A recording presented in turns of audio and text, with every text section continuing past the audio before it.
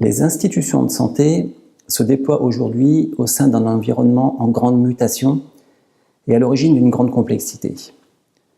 Lors de mes différentes missions à l'hôpital ou en établissement médico-social, je rencontre régulièrement des professionnels de santé qui me font part de leurs difficultés, de leurs questionnements, voire même de leur colère contre l'institution, et plus particulièrement contre leur direction. Mais lorsque je rencontre ces mêmes équipes de direction, eh bien celles-ci me font également part de leurs grandes difficultés à tenir une direction, à tenir un cap, face aux évolutions de la médecine et de la société. Eh bien, ces difficultés sont particulièrement vives parce que nos institutions de santé sont des institutions complexes. Cette complexité peut être source d'innovation et de créativité, mais également d'angoisse et d'épuisement professionnel face à un environnement du coup incertain et difficile à maîtriser. Mais il se trouve que les institutions complexes subissent de plein fouet les mutations sociétales de notre modernité et doivent également composer avec une incertitude consubstantielle à la médecine. Concernant les mutations sociétales, eh bien le paysage sanitaire et médico-social subit une grande reconfiguration qui bouscule l'ordre établi et contraint les managers et les outils de management à s'adapter aux nombreux changements. Je pense à l'évolution de l'hôpital public, par exemple, avec la fin des petits établissements, Big is Beautiful. Je pense également à l'intrusion des nouvelles technologies et des réseaux sociaux, mais aussi au passage d'une société plutôt pyramidale, verticale, à une société en réseau, c'est-à-dire horizontale. On observe aussi une reconfiguration des liens de subordination qui se transforment en liens de collaboration. On pourrait également parler de la perte de l'autorité des médecins, des directeurs, des cadres, mais aussi la médiatisation des événements indésirables graves, lors d'un meurtre, d'un suicide ou d'un décès brutal. Et puis, dernier exemple, on pourrait parler du défi, voire du casse-tête des générations Y des professionnels de santé.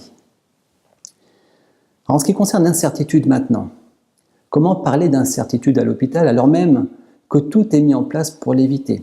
On met en place des cartographies des risques, des procédures, des protocoles, on déclare des événements indésirables plus ou moins graves, on met en place des comités de retour d'expérience, des CREX, pour traiter ces événements indésirables, on évalue les pratiques professionnelles avec les EPP, on suit les indicateurs de performance, etc. Mais si la démarche qualité et gestion des risques est indispensable, je le répète, eh bien la certitude est au fondement même de la médecine. Cette médecine qui est un art à la croisée de plusieurs sciences, nous dit Canguilhem. Il reste donc toujours de l'incertitude, de l'imprévisible, de la contingence qui réapparaît brutalement, malheureusement, parfois lors du passage à l'acte d'un patient, d'une fugue, d'une complication opératoire, d'une erreur médicale ou bien soignante, d'un conflit, voire d'un procès entre un médecin et son patient, par exemple.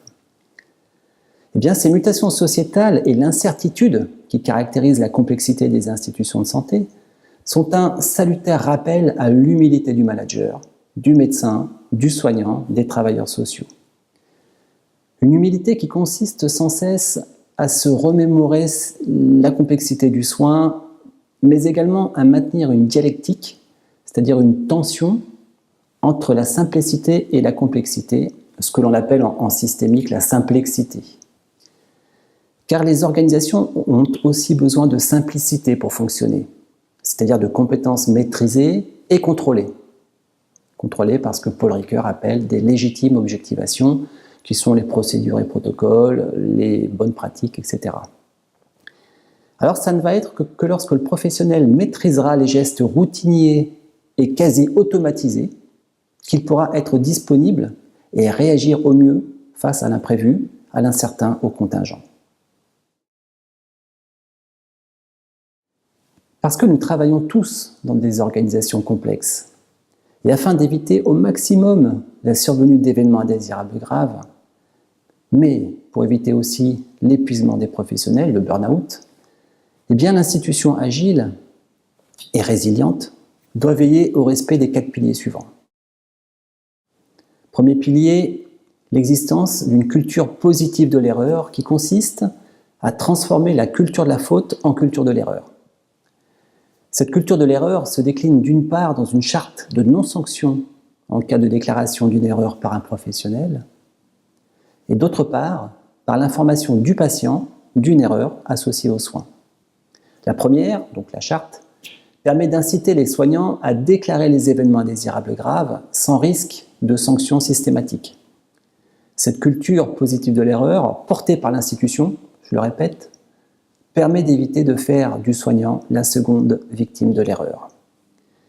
L'information du patient, quant à elle, consiste à respecter le droit du patient à être informé d'une erreur et d'agir en conséquence. Alors, s'ouvrir au complexe, c'est accepter que l'on peut toujours apprendre, et notamment de ses erreurs, grâce au CREX ou bien aux revues de mortalité. Deuxième pilier, ne jamais oublier le simple, ce que l'on sait déjà faire et que l'on appelle la compétence.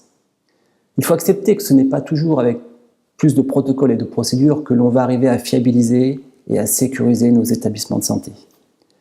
Car les organisations les plus sûres sont celles qui ont simplifié leur système qualité en réduisant notamment le nombre de procédures. Le troisième pilier, quant à lui, va consister à favoriser le leadership ou la vigilance face aux signaux faibles et qui est une affaire de tous et non uniquement l'affaire d'un seul, c'est-à-dire d'un leader. Avec le leadership, la notion d'équipe reprend ainsi tout son sens. Rien ne vaut l'inquiétude d'une infirmière ou d'une aide-soignante qui connaît parfaitement son malade et qui dira au médecin « Docteur, monsieur Durand n'est pas comme d'habitude, il y a quelque chose qui cloche ». Mais à condition que le médecin soit à même d'écouter l'infirmière ou l'aide-soignante. Et enfin, quatrième pilier, eh bien, je pense qu'il faut qu'il y ait absolument l'existence d'une réflexion éthique qui s'intègre au fonctionnement et aux pratiques ordinaires des institutions. Parce que le principe même de la démocratie, notre démocratie libérale, est de ne pas choisir entre différentes valeurs du soin. Ainsi apparaîtront au sein même des institutions des tensions entre liberté, sécurité, autonomie, bienfaisance, le care et le cure, le lieu de vie et le lieu de soins, etc., etc. C'est pourquoi les directions doivent garantir des lieux de réflexion, de délibération et de décision qui permettent de vivre et de travailler dans le respect mutuel, malgré les différends amenés par le pluralisme qui caractérise notre démocratie. Le rôle de l'éthique et de l'éthicien sera alors d'éclairer le débat, mais non pas de s'y substituer. Le management de la complexité consiste donc à faire en sorte que les professionnels maîtrisent parfaitement les compétences validées et connues au niveau institutionnel, au point que ces compétences deviennent automatiques et suffisamment intériorisées pour permettre de réagir au mieux face à des situations imprévisibles et inconnues. C'est-à-dire que les professionnels soient capables de s'adapter et d'improviser pour réinventer. Mais l'improvisation n'est en rien une action de tous les instants. Elle consiste en l'usage raisonné d'éléments parfaitement maîtrisés. Ainsi, manager et soigner un environnement complexe consiste à cultiver aussi bien l'improvisation que l'excellence, dans ce qu'elles ont toutes les deux de plus fécond. Car l'improvisation sans excellence, aussi bien que l'excellence sans improvisation, conduira le manager ou le clinicien non pas à l'erreur, mais à la faute.